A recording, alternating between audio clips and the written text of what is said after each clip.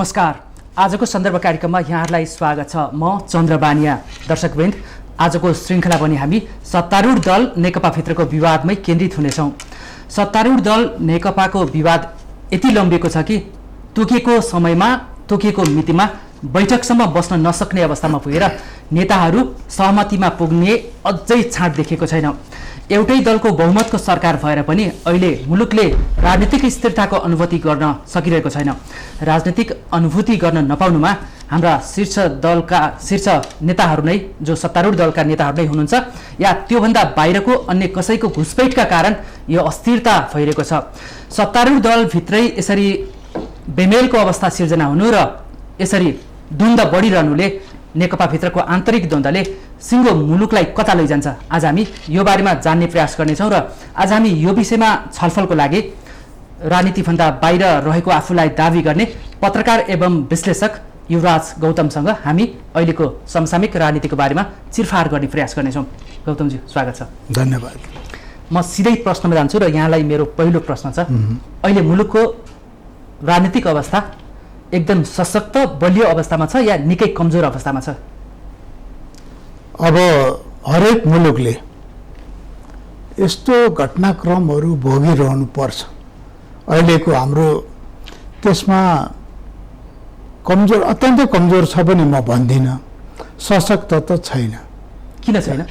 यसमा हाम्रो geo political situation, जुन भू राजनीतिक अवस्था छ, त्यो सबैभन्दा ठुलो कारक तत्त्व हो भन्ने मलाई लाग्छ। एकातिर साम्यवादी चीन छ, अर्कातिर प्रजातान्त्रिक भारत छ। यो दुईटाको स्वार्थ एउटा र अन्तर्राष्ट्रिय शक्तिको प्रतिस्पर्धा, जस्तो युरोपियन युनियन, अमेरिका जस्ता शक्तिहरू, उनीहरूले पनि नेपाललाई आफ्नो स्टेसन बनाएर चीनलाई कमजोर बनाउन खोजिरहेका छन्। यो खेलमा अमेरिका, भारत र युरोपियन युनियनहरू एकातिर छन् र चीन एक्लै छ र उसका वरिपरिका 14वटा मुलुकहरूमा पश्चिमाहरूले आफ्नो स्टेसन बनाएका छन्। चाहे तपाईँको हङकङको त्यो घटनालाई लिएर भन्नुहोस्, अथवा चीनभित्रका उइगुर विद्रोहीहरूलाई उकासेको घटनालाई भन्नुहोस्, अथवा स्वतन्त्र तिब्बत आन्दोलन चलाइरहेका पश्चिमा शक्तिहरू, जसले सुरुमा दलाई लामालाई उचाले, त्यसपछि अनेकौं मानवाधिकारवादी सङ्गठनहरूको भेषमा नेपाललाई नै स्टेसन बनाएर काम गरे। यो अवस्थामा हाम्रा आगामी दिनहरू असंलग्न परराष्ट्र नीतिलाई पनि आघात पार्ने हिसाबले अब हामी एउटा जटिल मोडमा जाँदैछौँ। हजुर, भनेपछि अहिले छोटकरीमा युवराज गौतमले बुझेको अहिलेको राजनीतिक अवस्था भनेको सशक्त छैन, बलियो छैन, फ्रजाइल भन्छ नि अङ्ग्रेजीमा, अत्यन्त नाजुक अवस्थामा छौँ हामी। अब एउटै दलको बहुमतको सरकार छ र संसदमा 2/3 नजिक छ। त्यसरी सङ्ख्यात्मक रूपमा यसरी बहुमतको नजिक, 2/3 नजिक हुँदा पनि अझ पनि यो निरीह अवस्था, नाजुक अवस्था भन्न मिल्छ नेपालको राजनीतिलाई? अब त्रिभुवन विश्वविद्यालयले एउटा पढाइ गर्छ राजनीति शास्त्र भन्ने, त्यसमा 10-20वटा किताब त मैले पनि पढेँ। त्यो राजनीति शास्त्रका कुनै पनि सिद्धान्त नेपालमा लागू भएको, इम्प्लिमेन्ट भएको म देखिरहेको छैन। त्यो राजनीति शास्त्र भयो, सैद्धान्तिक कुरा भयो। हजुर, व्यवहारमा अर्काको देशको लागि, अर्काको हितलाई मात्रै केन्द्रमा राख भनेर कुनै पनि राजनीति शास्त्रले भनेको छैन। एउटा कुरा नेपालमा त्यही भइरहेको छ। हाम्रो राजनीतिज्ञहरू नेपालमा राजनीति गर्छन्, विदेशीको स्वार्थमा काम गर्छन् भन्न खोजेको स्पष्ट। धेरै जसो, म सबैलाई भन्दिनँ, एउटै बास्केटमा, एउटै डालोमा हालेर सबै विदेशीका लागि काम गर्छन् भन्दिनँ। जब कोही एउटा निर्णय गर्नुपर्ने अवस्था आउँछ, त्यो निर्णयमा जब विदेशी नै अगाडि आउँछ, त्यसमा प्रत्यक्ष आउँछ, अप्रत्यक्ष आउँछ। जस्तो अलिकति पृष्ठभूमिमा जाउँ, किनभने हाम्रा लाखौँ श्रोतालाई हामीले अहिलेको मात्रै कुरा सुनाएर हुँदैन, उहाँहरूलाई त्यसको पृष्ठभूमि, त्यसमा पनि नयाँ पुस्ताका भाइ बहिनीहरू जो 2046 सालमा जन्मेकै थिएनन् होला, अथवा आँगनमा नाङ्गै कुद्दै थिए होला, उनीहरूलाई त सबै कुरा थाहा छैन। 2046 सालको आन्दोलनमा भारतले एउटा प्रस्ताव पठायो, तिम्रो सुरक्षा, तिम्रो परराष्ट्र नीति अबका दिनदेखि हामी हेर्छौँ, त्यसो गर्यो भने राजनीतिक दलहरूलाई हामी आन्दोलन गर्न दिँदैनौँ र राजालाई शक्तिशाली बनाउँछौँ। भुटानमा हामीले त्यही गरेको भन्ने प्रस्ताव पठाउँदा नेपाल सरकारलाई पठायो भारतले। पठायो, लिखित 40 सालको आन्दोलन चलिरहँदा आन्दोलन सफल भइसकेपछि चलिरहँदा सुरु हुन लागेको बेला भनेपछि राजालाई एउटा प्रस्ताव आयो, लिखित प्रस्ताव। राजाले के भने त्यो बेला राजा वीरेन्द्र र प्रधानमन्त्री मरिजमान सिंहले सल्लाह गरे के गर्ने, यस्तो कुरामा के गरे त भन्दा राजा वीरेन्द्रले फ्ल्याटली हुँदैन यस्तो कुरा, हामी विदेशीसँग सम्झौता गरेर राजगद्दी सर्वाधिकार हातमा लिन चाहँदैनौँ, बरु राजनीतिक दलहरू नेपाली नै हुन्, तिनीहरू प्रतिबन्धित अवस्थामा छन्, तिनको प्रतिबन्ध हामी फुक्का गराइदिन्छौँ भने। तर यो आन्दोलन चलिरहेको बेला राजाले कम्प्रोमाइज नगर्ने अवस्था आयो भने के गर्ने भनेर त्यो बेलाको एमालेको गोप्य बैठकमा छलफल हुँदा माधव नेपालले के भन्नुभयो भने भारतको सेना झिकाएर भए पनि राजाको वीरेन्द्रलाई पाता कस्नुपर्छ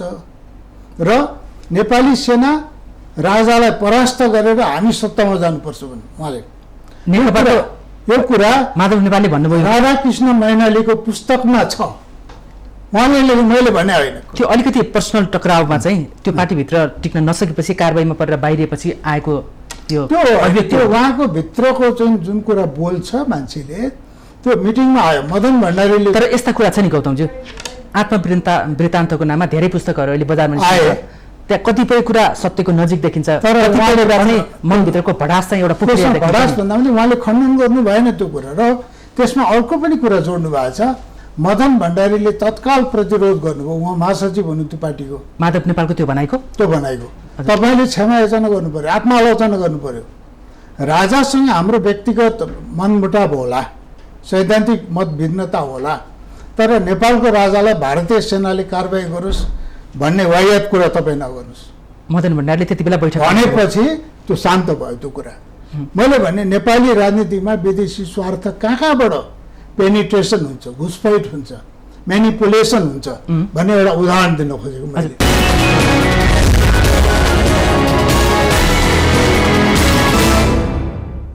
अब अहिलेको परिस्थितिमा तपाईँले यो बहुमतको र 2/3 नजिक सङ्ख्यात्मक रूपमा बहुशक्तिशाली र सबल देखियो भने देखिँदैन, त्यो अलि अस्थिर छ, नाजुक छ भन्ने यहाँको निष्कर्ष छ नि। अब अहिले केपी ओलीले केही गरिरहँदाखेरि अहिले माधव नेपाल पक्षधरहरू केपी ओलीको विरोधमा र त्यो पदबाट, प्रधानमन्त्री पदबाट जसरी पनि ब्याक हुनुपर्छ भनेर भनिरहनु भएको छ नि, उहाँको चाहिँ त्यो बेलाको अभिव्यक्ति र अहिलेको उहाँको यो गतिविधिहरू के मिल्दोजुल्दो देखिन्छ? यसमा मैले व्यक्तिगत रूपले माधव नेपाल अथवा केपी ओली अथवा झलनाथ खनाल कसैसँग पनि मेरो प्रेम पनि छैन, घृणा पनि छैन, म तटस्थ छु। तर हामीले परिस्थितिको विश्लेषण गर्छौँ, तर हामीले को गलत को सही, who is right who is wrong होइन, हामीले what is right what is wrong भन्नुपर्छ। सत्य र असत्यको विश्लेषण गर्दा महाकाली सन्धिलाई मैले जहिले पनि गलत भने, त्यो राष्ट्रघातै थियो। चाहे त्यसमा त्यो बेला पशुपति शमशेर, कमल थापा, प्रकाश चन्द्र लोहनी, नेपाली काङ्ग्रेसका धेरै नेताहरू, गिरिजाप्रसाद कोइराला लगायत, अनि नेकपाका नेताहरू त्यो बेला एमाले भनिन्थ्यो। किन चाहिँ महाकाली राष्ट्रघाती भन्नुभयो? सबै महाकाली सन्धिमा गएर नेपालको अहित हुने काम गरे। त्यो नदीको अन्तर्राष्ट्रिय प्रचलन अनुसार अथवा अन्तर्राष्ट्रिय कानुन अनुसार, अन्तर्राष्ट्रिय व्यवहार अनुसार त्यो नदी साझा नदी होइन। चन्द्र शमशेरको टाइममा भारतीय बोटहरू, डुङ्गाहरू चलाउँदा हामीले कर उठाउँथ्यौँ, भारतको हो भने हामीले कसरी कर उठाउनु? अहिले महाकाली नदीमा नेपालबाट शारदा नदी भनिन्थ्यो। हजुर, अहिले आधा आधा हक भनेर, आधा मात्रै होइन, अहिले पुरै अहिले उहाँ तपाईँले त्यसको जलस्रोतको अध्ययन गर्नुभयो भने उसले हाम्रो 90% भन्दा बढी जलस्रोत उसले उपयोग गरेको छ। ठिक छ, महाकाली नदी राष्ट्रघाती छ, डिपिआर अहिलेसम्म बनेको छैन। र महाकालीको मुहान कहाँ छ भने टुङ्गो नलाइकन सन्धि सम्झौता भएको छ। अहिले नेताहरू के भन्नुहुन्छ, आफै हामीले मुहान पनि सोधखोज नगरी सन्धि गऱ्यौँ, त्यसमा त उहाँहरूले आत्मघाती काम गर्नुभयो नि त। राष्ट्रघाती त्यति बेला महाकाली सन्धि हुँदाखेरि आत्मघाती भयो, राष्ट्रघाती भएन। अब मैले अहिले सोधेको चाहिँ त्यति बेला बैठकमा नेकपाका नेताले जुन वीरेन्द्रलाई पाता कस्ने भनेर भन्नुभयो, 46 सालको जनआन्दोलन भन्नुभएको छ नि, अब अहिले केपी शर्मा ओली प्रधानमन्त्री हुनुहुन्छ र उहाँले राष्ट्रको नाममा केही कदमहरू अगाडि बढाउँदाखेरि माधव नेपाल पक्षधरहरूले उहाँको राजीनामा माग गरेको अवस्था छ। त्यो 46 सालमा उहाँको त्यो अभिव्यक्ति र अहिलेको उहाँको प्रधानमन्त्रीलाई ब्याक गराउनलाई जुन ढङ्गको एउटा गठबन्धन भइरहेछ, त्यो मिल्छ? त्यो त्यो अब महाकाली सन्धिको सन्दर्भ त्यति बेलादेखि नै अहिलेसम्म पनि उहाँको स्वभाव 46 सालको प्रसङ्गकै निरन्तरता त म भन्दिनँ, तर हरेक पार्टीमा, नेकपामा मात्रै होइन, त्यहाँ पुष्पकमल दाहाल, बाबुराम भट्टराई अथवा केपी ओली, माधव नेपाल, विभिन्न नाम गरेका नेताहरू हुनुहुन्छ। उहाँहरूको व्यवहार हेर्ने हामीले त, वचन होइन, कसले के भन्छ होइन कि के गर्छ भनेर हेर्ने हो। त्यो के गर्यो त? 2062-63 सालपछि उहाँहरूको हातमा त सर्वाधिकार थियो। त्यसपछि अघि यहाँले भने जस्तो 2/3 पनि आयो। त्यस कारण के गर्यो भन्ने कुरा, राष्ट्रलाई कति हित भयो मैले हेर्ने त त्यो कुरा हो। जनताको आर्थिक अवस्था अथवा राष्ट्रको अवस्था उठ्यो कि उठेन त्यो हेर्ने हो। 2063 सालमा राजा ज्ञानेन्द्रलाई अपदस्थ गरियो, गणतन्त्र घोषणा पनि गरियो 65 सालमा आएर। त्यो बेला राजा नेपालको गद्दीमा बस्दाखेरि पनि लाखौँ नेपालीहरू विदेशमा गइरहेको थिए कामको खोजीमा। त्यो बेला सङ्ख्या हेर्छु मैले, अध्ययन गरेँ, 11 लाख थिए। अहिले त्यो सङ्ख्या 52 लाख भएछ, विदेशीहरूको सङ्ख्या। मैले यसरी मापदण्ड हेर्छु। हजुर, अहिले यहाँले भने कुरा मलाई अलिकति क्रस गरिहाल्नु मन लाग्यो। त्यो फेरि आम दर्शकहरूले फेरि किन सोध्दा, अघि हामीले तपाईँलाई भन्दै थियौँ एउटा पत्रकार र विश्लेषक, तपाईँले आफैलाई भनिरहनु भएको छ म कुनै दलसँग आबद्ध छैन भनेर। कुनै दलमा छैन। तर अहिले मैले हरेक प्रश्न राख्दाखेरि तपाईँले हरेक उत्तरहरूमा राजासँग जोडिनु भएको छ नि, के राजाप्रति तपाईँको केही झुकाव छ? राजासँग जोडेर हेर्ने कि नहेर्ने, गणतन्त्र ठिक कि बेठिक, संहिता बेठिक, त्यसको विश्लेषण गर्ने मौका दिनु भने म गरौँला। हजुर, तर तत्काल हेर्दा हामीले जनताले उठाएका प्रश्नहरूको मैले जवाब दिँदैछु। हामीले के पायौँ भनेर जसले लाखौँ जनताले अहिले प्रश्न गर्छन् नि, तिनले राजा आऊ भने त होइन नि त। हामीलाई गणतन्त्रमा कुदायो, 17-18 हजार मान्छे मर्ने आन्दोलन पनि भयो, विद्रोह। त्यो विद्रोहले के दियो? अनि 62-63 पछि सत्ता परिवर्तन मात्रै त भएको रहेछ नि त, व्यवस्था र अवस्था त परिवर्तन भएन। राजनीतिक व्यवस्था भन्ने बित्तिकै अथवा 2/3 भन्ने बित्तिकै अथवा लोकतन्त्र, गणतन्त्र, डेमोक्रेसी जे नाम दिनुहोस्, त्यो हुने बित्तिकै हुँदैन। किनभने तपाईँको भित्र अन्तर्मनमा राष्ट्रवाद हुनु पऱ्यो क्या। म यो देशलाई बनाउँछु, यो देशलाई बचाउँछु, यो देशमा म कुनै पनि विदेशीको चलखेल हुन दिन्न भन्ने अठोट छ भने तपाईँलाई नेतृत्व गर्ने अधिकार हुन्छ। होइन भने तपाईँ विदेशीको कठपुतली नै हो। अहिले तपाईँले जसरी राष्ट्रवादमा यो हुनुपर्छ भनेर भन्नुभएको छ नि नेतृत्वमा, अहिलेका प्रधानमन्त्री केपी ओलीमा तपाईँले भनेको जस्तो राष्ट्रवाद पाउनुहुन्छ, देखिन्छ? कहिलेकाहीँ उहाँको व्यवहारमा अथवा कहिलेकाहीँ वचनमा कता कता आभास हुन्छ। म त्यति होपफुल छैन। तर के भने महाकाली सन्धिमा उहाँले नै 11 खर्ब रुपियाँ हरेक वर्ष फाइदा हुन्छ भन्नु हो। अहिलेसम्म डिपिआर नभन्दा उहाँहरू बोल्नु भएन।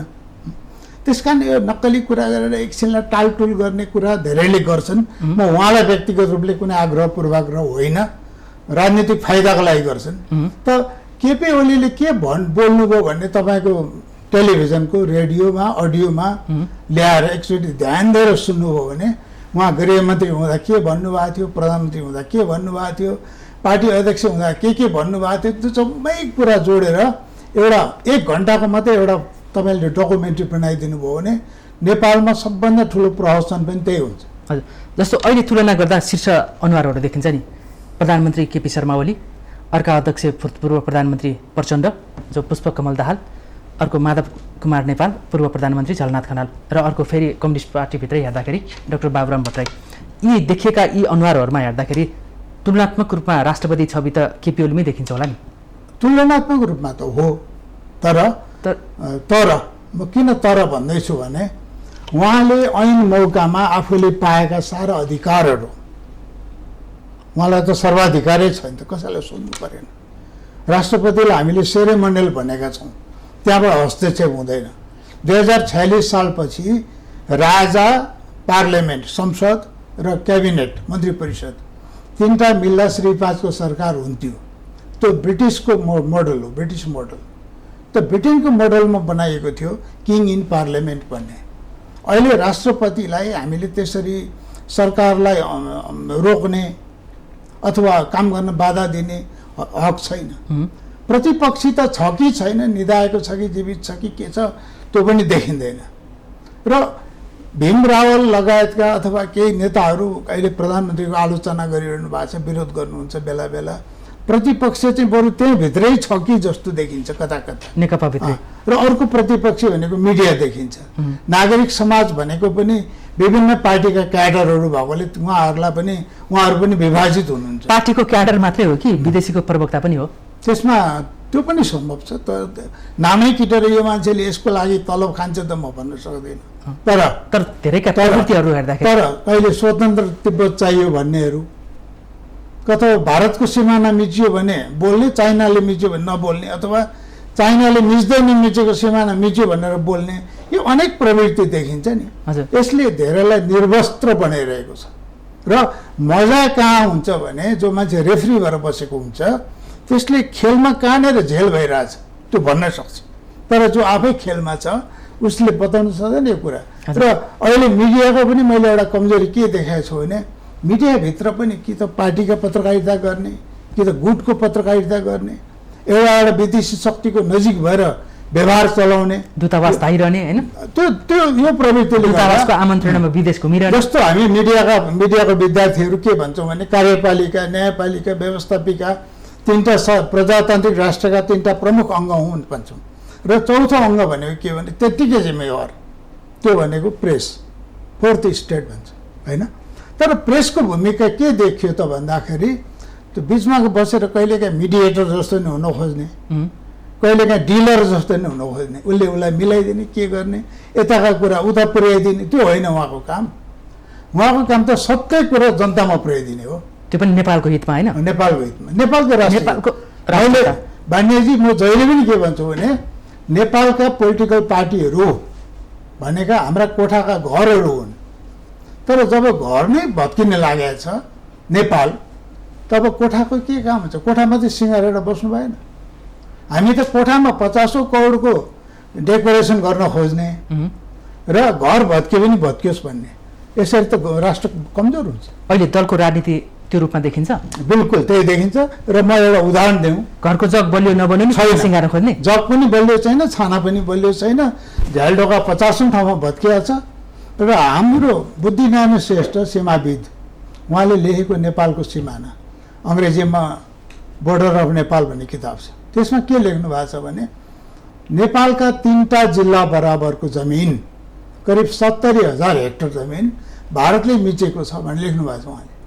भनेको हाम्रो देशका 3टा जिल्ला हराउँदा पनि त्यो राष्ट्रिय सुरक्षालाई पनि मतलब भएन। यो कति सालदेखि कति सालसम्मको हो? यो सुरुदेखिको कुरा। अब यो मैले 20 वर्षीय पञ्चायती कालदेखि भौगोलिक गणतन्त्र कालसम्म बिल्कुल कि 46 पछिको पहिलादेखि पहिला थोरै थियो, पछि अब एउटा कुरा पहिला थोरै भने के 46 साल अगाडि थोरै, 46 अगाडि धेरै, 63 हामीले केटाकेटीमा सुन्दाखेरि म पनि 60 वर्षको भएँ। हजुर, हामीले केटाकेटीमा सुन्दाखेरि एउटा सुस्ता अनि यस्तो एक एउटा ठाउँको नाम कालापानी पनि आउँथ्यो। कालापानी त पछिसम्म कन्ट्रोभर्सीमा थिएन होइन।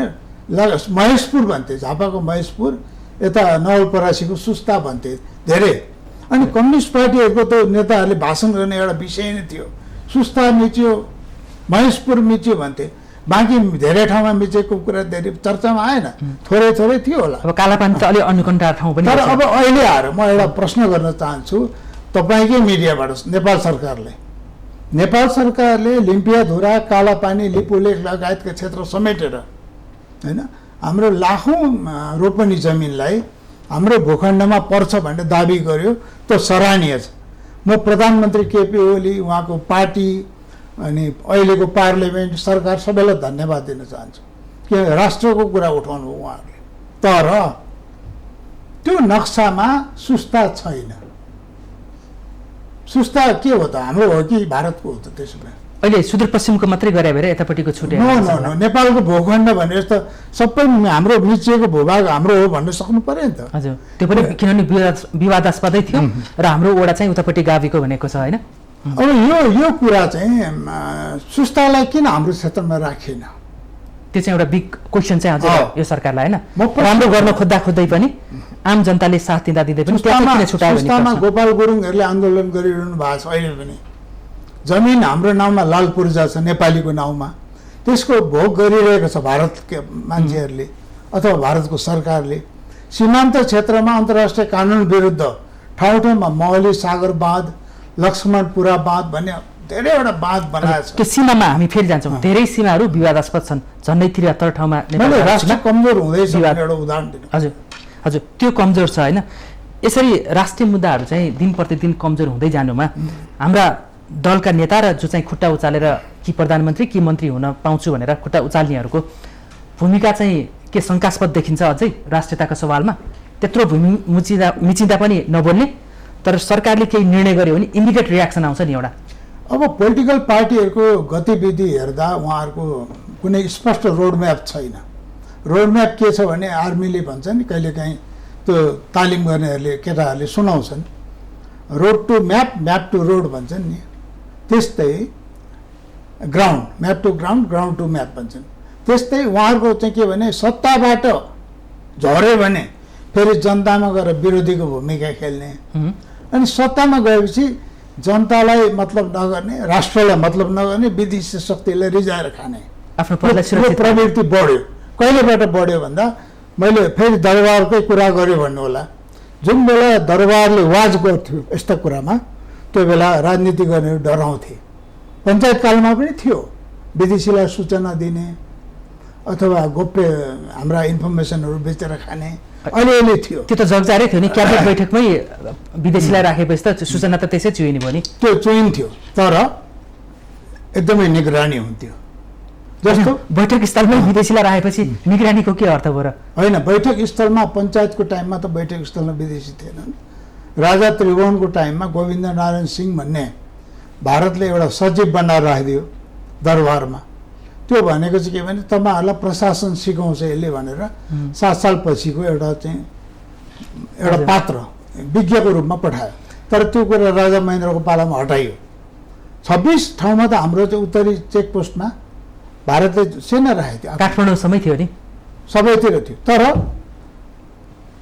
त्यो सबै कुरा हटाउने चाहिँ कृतिनिधि विष्ट प्रधानमन्त्री राजा महेन्द्र राजा भएको बेलामा हो। 2012 सालमा राजा महेन्द्रले गद्दी हातमा के अरे गद्दी आरोहण गरेपछि उहाँले सबै, हामी कहाँ भारू पैसा चल्थ्यो केटाकेटीमा, हामीलाई पनि याद छ। हाम्रो कोर्स बुकमा, मैले त त्यो किताब पढिनँ, पदम ठकुराटी पुरानो पत्रकारले भन्नुहुन्थ्यो उहाँहरूको टाइममा, Rajendra Prasad is our president भनेर पढ्नु पर्थ्यो। राष्ट्रपति राजेन्द्र प्रसाद भनेर भारतको राष्ट्रपतिलाई हाम्रो भनेर पढ्नु पर्थ्यो। उताको कोर्स बुक आउँथ्यो होइन। नेपाल हो कि भारत हो कि प्रान्त हो कि केही पनि टुङ्गो थिएन। त्यसलाई एउटा राष्ट्रियताको जग बसालेर बिस्तारै बलियो त बनायो त्यो बेला। त्यो बिस्तारै स्खलित हुँदै गयो त्यो मान्यता। हजुर, अनि पोलिटिकल पार्टीहरूले ठिक गरे बेठिक गरे, डेमोक्रेसीमा बहुमत भन्ने, म बहुमतको 3टा उदाहरण डेमोक्रेसीका ले गरेका ड्यामेजको त्यो हामी अलिकति विषयान्तर हुन खोजिरहेका छौँ कि होइन, विषयान्तर भएको छैन, म यो निवेदन गरिहालौँ। डेमोक्रेसीले बेठिक पनि गर्छ। म डेमोक्रेसीको विरोधी होइन है फेरि, म कम्युनिस्ट त हुँदै होइन, म प्रजातन्त्रमै विश्वास गर्छु। तर डेमोक्रेसीको दुरुपयोग भयो भने, सरकार बलियो भएन भने, राष्ट्र बलियो भएन भने त्यो डेमोक्रेसी आत्मघाती हुन्छ भन्ने म 3-4 उदाहरण दिन्छु। जस्तो सिक्किमलाई भारतमा गाड्ने काम पार्लियामेन्ट भित्रैबाट भयो, in the name of democracy, प्रजातन्त्रकै नाउँमा है। इथियोपिया भन्ने देश टुक्रियो, इरिट्रिया, त्यो डेमोक्रेसीबाटै टुक्रिएको छ। सन् 2011मा सुडान भन्ने देश 2 टुक्रा भयो, नर्थ सुडान, साउथ सुडान। अब जुबा भन्ने राजधानी बन्यो साउथ सुडानमा, त्यो डेमोक्रेसीबाटै भयो, कुनै रक्तपात भएर होइन। गृहयुद्ध त भयो, तर भोटिङबाटै उनीहरू हामी टुक्रिन्छौँ, हामी टुक्रिए होइन। अब अर्को इन्डोनेसियाबाट इरिट्रिया भन्ने देश बन्यो, इस्टिमोर बन्यो। भनेपछि इस्टिमोर कसरी बन्यो, साउथ सुडान कसरी बन्यो, इरिट्रिया कसरी बन्यो, सिक्किम भारतमा कसरी विलय भयो त स्वतन्त्र राज्य? त्यो चाहिँ नेपालमा कहाँ जोड्दै हुनुहुन्छ, कुन प्रश्न हो मैले जोड्न खोजेको? 2/3 पनि त्यो बेला काम गर्दैन। पोलिटिकल पार्टीहरू हुँदैन मात्रै डेमोक्रेसी हुँदैन। जब डेमोक्रेसीका नाउँमा नेताहरूले चलखेल गर्छन्, विदेशीको मात्रै स्वार्थ हेर्छन्, नेपाल र नेपाली भनेको डेङ्केयर बस्दै नगरौँ भन्ने हुन्छ, यिनले के गर्न सक्छन् हामीलाई भन्ने अभिमान छ उहाँहरूलाई। योभन्दा चाहिँ त्यसकारणले गर्दा गौतम चाहिँ यो बहुदलदेखि यो गणतन्त्रदेखि चरम निराशावादी कुरा गर्दै हुनुहुन्छ भन्ने जस्तो पर्छ। होइन, चरम निराशावादी प्रजातन्त्रले मात्रै देश बस्दैन, देश सुरक्षित मैले गलत भने देशहरू टुक्रियो भनेर जुन उदाहरण डेमोक्रेसीले देश बन्दैन भन्ने मैले 4 उदाहरण दिएँ, तर बन्छ भन्ने 1000 उदाहरण त छन्। हजारौँ छ फेरि। डेमोक्रेसीले देश बिगार्न पनि सक्छ भने मैले। हजुर, डेमोक्रेसी इज ब्याड भने होइन मैले। उसले अहिले सत्तारूढ दल नेकपा त्यसको दुरुपयोग भयो भने जान्छ। हजुर, 2/3 भएर पनि अहिले आम जनताले चाहिँ स्थिर राजनीतिको अनुभूति गर्छ। अहिले किन भएन त? सुशासनको अनुभूति गर्न नसकिरहेको जस्तो भइरहेछ। अघि बानियाजीले मलाई सोध्नु पनि, हजुर, तपाईँले पुराना कुरा मात्रै ठिक थियो भने किन भन्नु आशय व्यक्त गर्नुभयो भन्नुभयो। मैले भने हामी जुन बेला म पत्रकारितामा 40 वर्षदेखि छु होइन, र 40 वर्ष यताका घटनाक्रम त म मजाले सम्झिन्छु होइन। जुन बेला एउटा मर्डर हुँदाखेरि पोखरामा नमिता र सुनिता भन्ने 2टा युवतीहरूको हत्या भयो बलात्कारपछि, त्यो बेला देश नै तरङ्गित भयो, खोजी भयो, अनुसन्धान भयो, हत्याराहरू पत्ता लाग्यो, थुनिए, अनेक छ होइन। पत्रिकामा अनेक कुराहरू आए, तर ठाउँ ठाउँमा यस्तो साना घटना हुने बित्तिकै त्यसको छानबिन हुन्थ्यो। अहिले हुँदैन। कुनै भ्रष्टाचार भयो भने त्यसको चाहिँ भ्रष्टाचारीले तुरन्त दण्ड पाउँथ्यो। त्यो त अहिले पनि भइरहेछ नि, अख्तियार सक्रिय छ, समातेको छ। होइन होइन, मुद्दा दायर गरिएको छ। अख्तियारले समातेर छोडेको पनि छ नि त होइन। जस्तो कोही मान्छेले हत्या गर्यो, जन्मकैदको फैसला भयो उसलाई भने उसलाई पक्रेर ल्याएर हामीले कानुनी कारवाही गरिसक्यौँ, अब कानुनको मकसद पुरा भयो, सजायको मकसद पनि पुरा भयो भनेर जन्मकैदको सजाय पाएको व्यक्तिलाई सर्वोच्च अदालतले रिहा गर्यो। मैले अदालतको मानहानि गर्न खोजे होइन होइन। त रुल अफ ल भने के त? रुल अफ ल भनेको तपाईँले कुन ढुङ्गेलको कुरा गर्नुभयो? होइन, कुनै त्यो बाहेक अरू नै हो। म कुनै व्यक्तिको नाम लिन चाहन्न। यस्ता प्रवृत्तिहरू छन् राजनीतिको नाउँमा। कुनै एउटा पार्टी सरकारमा आउँछ र एकैचोटि हजारौँ मान्छेलाई उसले चाहिँ निर्दोष साबित गरेर रिहा गर्छ, आम माफी गर्छ। यसले मुलुकलाई कमजोर बनाउँछ। रुल अफ ल भएन, रुल अफ ल शासन भएन। हजुर, यसले मुलुकलाई कमजोर बनाउँछ, यस्तो भयो भने तपाईँले प्रधानमन्त्री हुँदा तपाईँले आफ्नो मान्छे छोडिदिने, जतिसुकै अपराधी भए पनि म सत्तामा हुँदा मैले छोडिदिने भनेपछि कानुनले के त?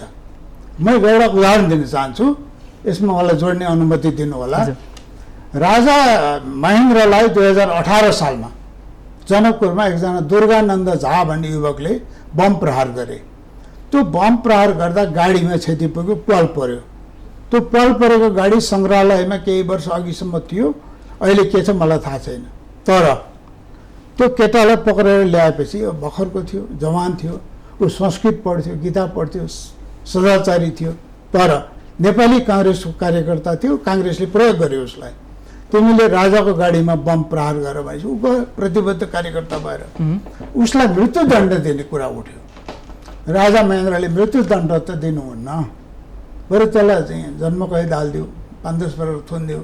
त्यो अरूले प्रयोग गरेको पात्र हो भन्दाखेरि त्यो बेला एकजना पशुपति कोइराला भन्ने न्यायाधीशले टोपी झिकेर टेबलमा राखेर सरकारले मलाई न्यायाधीश बनाइबक्सियो। न्यायले के भन्छ भने राजाले के भन्छ त्यो मान्नु भनेको छैन। न्यायले, ग्रन्थले के भन्छ, न्यायशास्त्रले के भन्छ, परम्पराले के भन्छ, विधिको शासनले के भन्छ, त्यो अनुसार चल्छ। राजालाई त भोलि दबाब होला, ल 10 जना मान्छे छोड्दै भनेर। हजुर, अब गौतमजी, अब पछि गएर तत्कालीन राजाको कुरा गर्दा फेरि राजाको गुणगान गा जस्तो होला। म यसमा सिधाइहाल्छु। हजुर, यसमा के छ भने राजा महेन्द्रले मृत्युदण्ड दिनु हुँदैन भनेको मान्छेले मृत्युदण्ड पायो, किन भन्दा न्यायको सिद्धान्त अनुसार। हजुर, भनेपछि न्यायपालिका बलियो हुन्छ भन्ने। न्यायपालिका बलियो हुन्छ, हुनुपर्छ नै। तपाईँ डेमोक्रेसी भने न्यायपालिकालाई पनि पङ्गो बनाउने। अब त अहिले न्यायालयमा त पार्टीको भागवण्डामा नियुक्त हुन्छ, अब न्यायालयलाई कसरी स्वतन्त्र भन्ने? अनि पार्टीको सदस्यता लिएपछि मात्रै न्यायाधीश हुन पाइने भयो भने कसरी रुल अफ ल हुन्छ मलाई बताउनुहोस्। अनि केमा तपाईँ डेमोक्रेसी भने केमा गर्व गर्ने?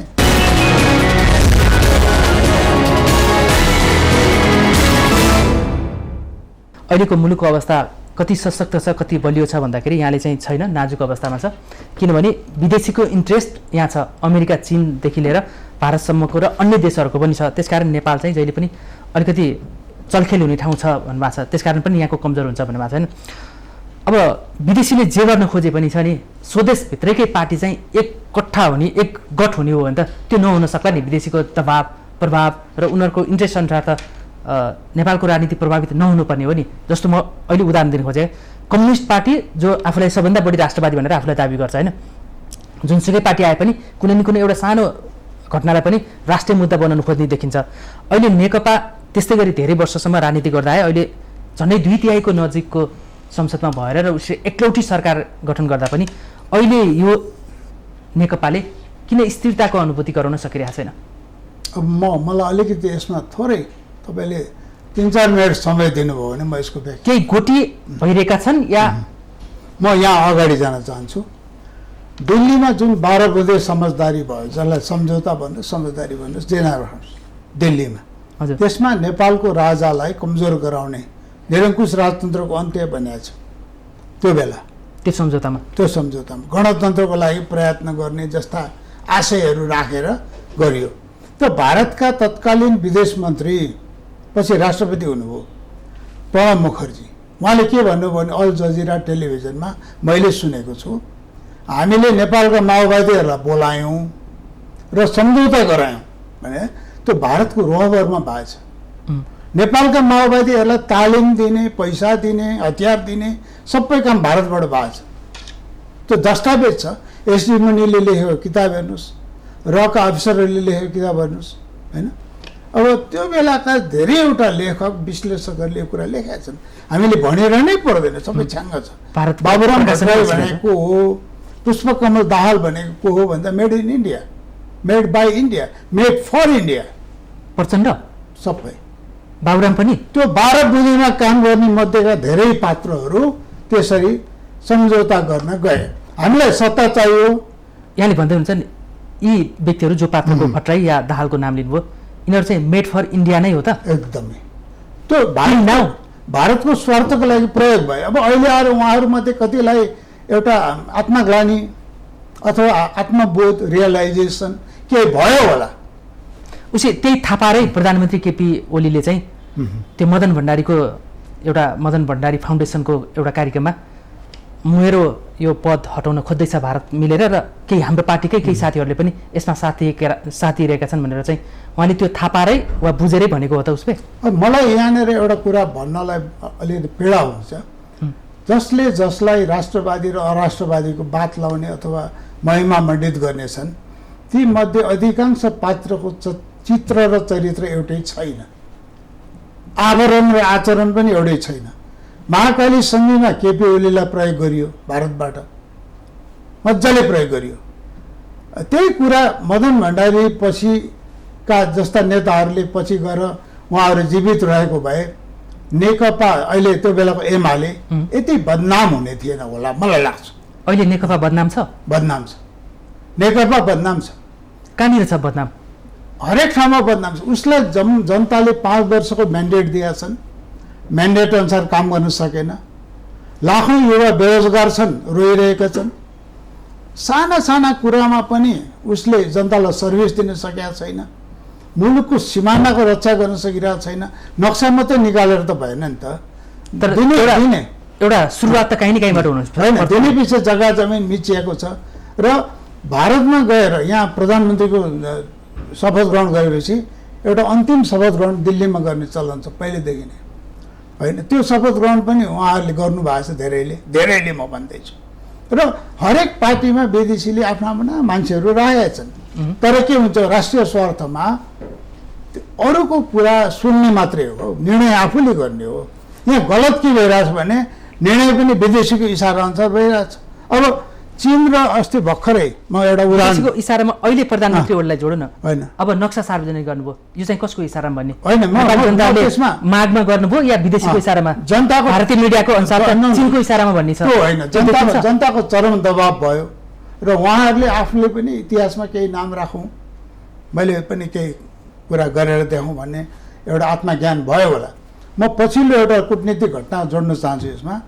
चीनकी राजदूत हाउ याङछी चाहिँ विभिन्न नेतालाई भेट्नु उहाँले चाइनाका राष्ट्रपति सी जिनपिङको सन्देश लिएर जानुभयो भन्ने कुरा मिडियामा मैले पनि पढेँ। काठमाडौँ पोस्टमा आयो, कान्तिपुरमा आयो, अरू दैनिक पत्रिकामा आयो, नागरिक पत्रिकामा आयो, धेरैमा आयो, टेलिभिजनमा आयो।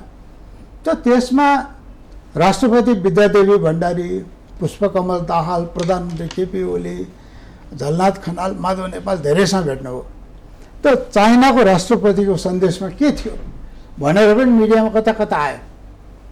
अब त्यो सन्देश त उहाँहरूले सुनेपछि कुनै मिडियालाई भन्नुभयो होला त वार्ता गर्ने नेताजीहरूले, तपाईँहरू मिलेर काम गर्नुहोस्। हामीले इच्छा गरेको त माओवादी पृष्ठभूमि र एमाले पृष्ठभूमिका नेता मिलेर नेपाल बलियो होस् भन्ने हो नि। तपाईँहरू किन झगडा गर्नुहुन्छ भनेर हिमाल पारीको हेडमास्टरले सन्देश पठाउनु भयो।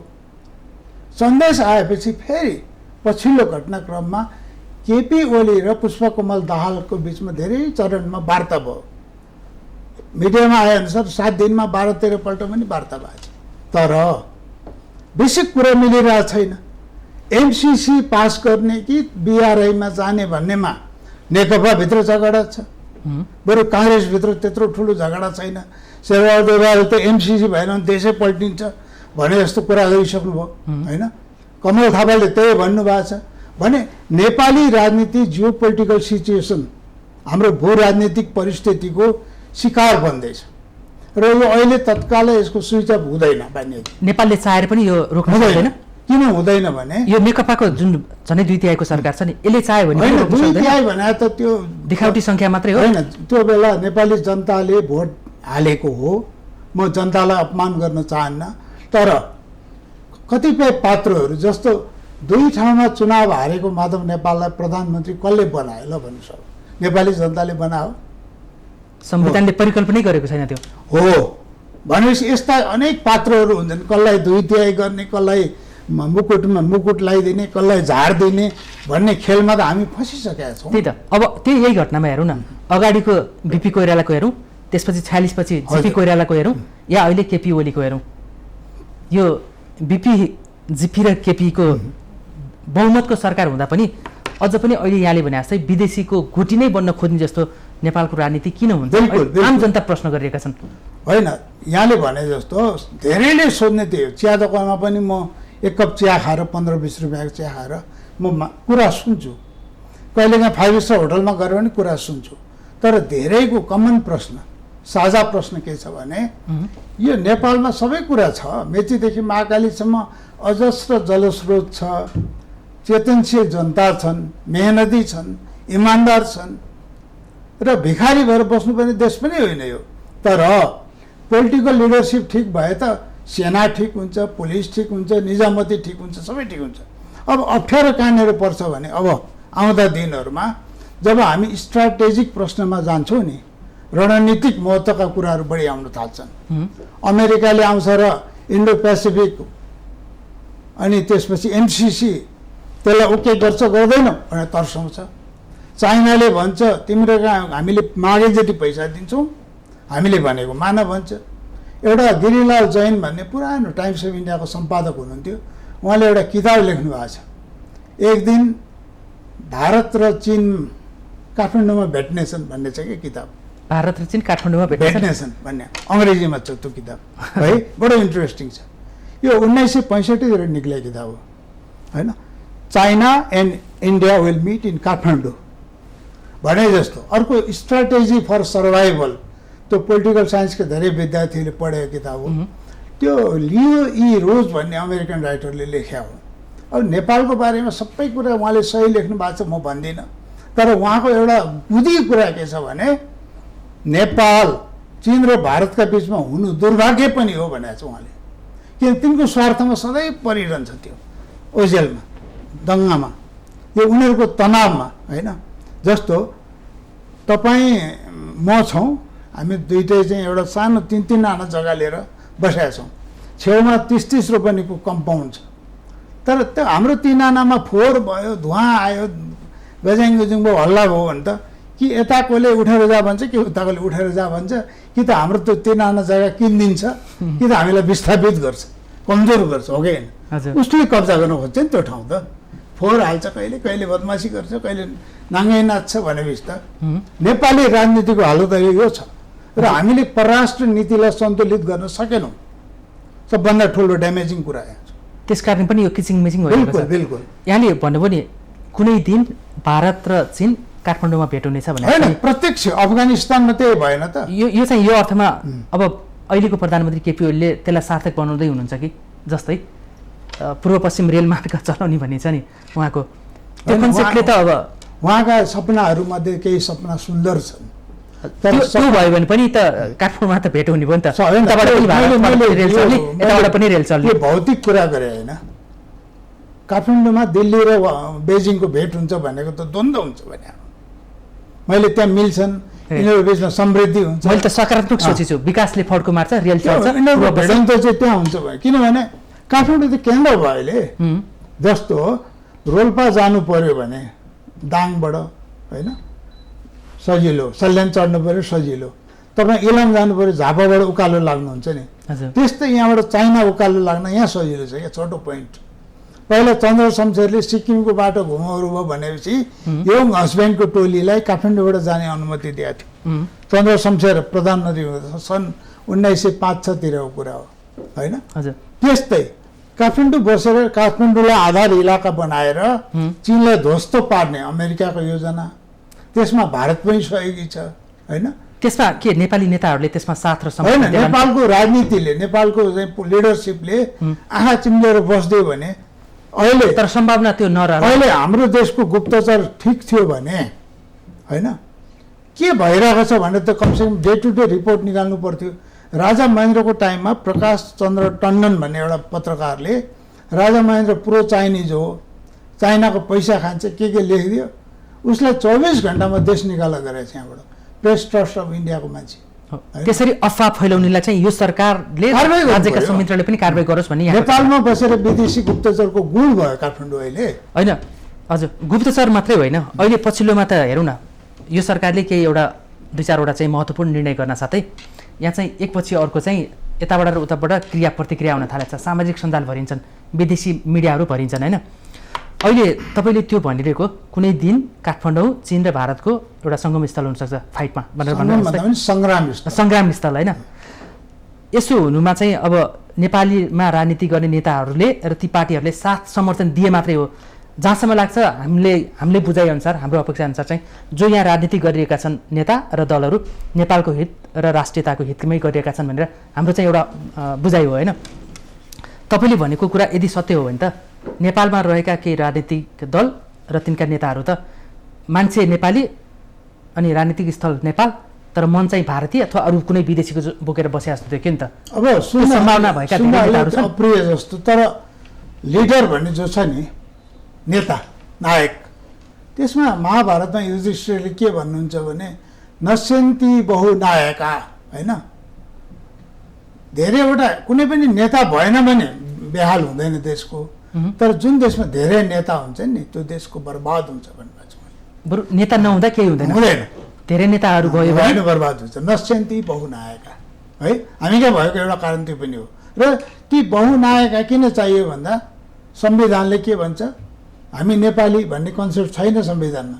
तिमी क्षेत्री, तिमी बाहुन, तिमी दलित, तिमी के भन्दै छ। सबभन्दा ठुलो जातीय भेदभाव चाहिँ संविधानमा छ। नेपालको संविधानमा त्यो आधारमा, जातीय आधारमा, लेबनानमा त्यही भयो। राष्ट्रपति हुनलाई मेरोनाइट क्रिस्चियन हुनुपर्ने, उपराष्ट्रपति हुनलाई त्यही धर्मको हुनुपर्ने, सभामुख हुनलाई मुसलमान हुनुपर्ने, अनि अर्को द्रुज भन्ने एउटा अल्पसङ्ख्यक जाति छ त्यो हुनुपर्ने। यसरी चाहिँ जातको आधारमा भागभण्डा गरियो। नेपाली राजनीतिमा त्यो हुन्छ। नेपालभित्र पनि सबै नेपाली हो, त्यसकारण उसको क्षमता अनुसार, योग्यता अनुसार, अनुभव अनुसार, इमान्दारी अनुसार उसले पुरस्कार पाउनु पर्थ्यो। अब हामी नेपाली जनताको नि के कमजोरी छ भने जतिसुकै अयोग्य भए पनि यो मेरो मान्छे, मेरो पार्टीको मान्छे, मेरो नाता पर्ने मान्छे, मेरो गाउँले भने हामी भोट हाल्छौँ र त्यसबाट राम्रो परिणामको आशा गर्छौँ। त्यो हुँदैन, त्यो बेकार हो होइन। हामी समयको अन्तिममा छौँ। अब भन्नुहोस्, अहिलेको परिस्थितिमा तपाईँले जुन अहिले त एकदमै जिउनै सिरिङ्ग हुने कुरा ल्याउनु भयो होइन, सङ्ग्राम स्थल हुनसक्छ काठमाडौँ भनेर। अब अहिलेको बहुमतको सरकार भएर पनि अहिले नेकपा अहिले धर्मरहेको अवस्था देखिन्छ र त्यो पार्टीको निर्धारित समयका बैठकहरू पनि हुन सकेका छैन। अब यसले के नेपालमा चाहिँ अब दुर्गतिका दिनहरू सुरु हुँदैछ भनेर सङ्केत गर्छ, या यो पार्टीको यो विवाद केही दिनमा केही क्षणमा चाहिँ अब यो थामथुम भएर फेरि सुशासनतर्फ यो पार्टी अग्रसर होला के छ अनुमान? अब मैले एउटा पार्टी बिग्रिँदा देश बिग्रिन्छ अथवा एउटा पार्टी सुध्रिँदा देश सुध्रिन्छ भन्ने त म मान्दिनँ। अब केही गरी यो बहुमतको सरकार अब फुट्यो भने, यो बिचमा फुट्यो भने म त्यसमा जान्छु। अवस्था के निस्केला त उसले? अहिले नेपालमा जति पार्टी छन् त्यो पार्टीमा हाई कमान्डका ए ग्रेडका नेता कति छन् मलाई थाहा छैन, 1000जना होलान् सबै गर्दा, 70-72वटा कति पार्टी दर्ता भएको छन् होइन। तर ती सबै पार्टीका नेताहरूलाई जेलमा लगेर थुने पनि यो देशको भविष्य अन्धकार छैन है। नयाँ पुस्ता इमान्दार मान्छेहरू यो देशमा हजारौँ छन्, उनीहरूले चलाउँछन्, गृहमन्त्री भएर, प्रधानमन्त्री भएर, रक्षा मन्त्री भएर, सेनापति भएर, सबै भएर चलाउँछन्। अनि व्यवस्था चाहिँ पोलिटिकल सिस्टम उनीहरूले निर्णय गर्छन् जनताले। तर के भने यही सिस्टम चाहिन्छ, यही पार्टी चाहिन्छ, देश गए पनि जाओस्, हामीले गणतन्त्र मात्रै बचाउनुपर्छ, देश मरे पनि मरोस् भन्नुभयो भने नेपाल रहँदैन। अनि संहिता चाहिँ? संहिता भने त के पनि होइन, संहिता भने त कुखुराको भाले भने जस्तै हो। त्यो जुन नाउँ दिनुहोस् न तपाईँले त्यसलाई। संहिता नभएर कतिवटा देश चाहिँ मरेका छन् अहिले नेपालमा जुन यो विवाद 28वटा देशमा संहिता छ विश्वमा, तीमध्ये अधिकांश देशमा फेल भएको छ।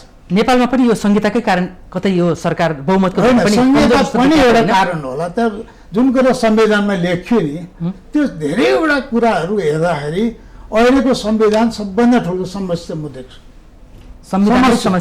संविधान आफै समस्याको पुलिन्दा हो, त्यो देख्छु मैले। समय सकिएको छ। धन्यवाद। महत्त्वपूर्ण तर्क र विचारको लागि यहाँलाई धेरै धेरै धन्यवाद। आदरणीय दर्शकवृन्द, आजको सन्दर्भमा आज हामीले नेपालको अहिले जल्दो बल्दो राजनीति र त्यसभित्र नेकपाभित्र देखिएको विवादको विषयमा केन्द्रित भएर अबको राजनीति कता जाला भन्ने सन्दर्भमा पनि केन्द्रित भएर कुराकानी गऱ्यौँ र उहाँले एकदमै भयानक अवस्था आउन सक्छ भन्ने चेतावनी पनि दिनुभएको छ, जसमा सत्तारूढ दल र नेपालमा राजनीति गर्ने नेताहरूले बुझ्न जरुरी छ। आज हामीले पत्रकार एवं विश्लेषक युवराज गौतमसँग अहिलेको समसामयिक राजनीतिमा विश्लेषण गऱ्यौँ। आजको संवादबाट म चन्द्र बानिया बिदा हुन्छु। सत्य, तथ्य र निष्पक्ष समाचारको लागि माउन्टेन टेलिभिजन हेर्दै रहनुहोला। नमस्कार।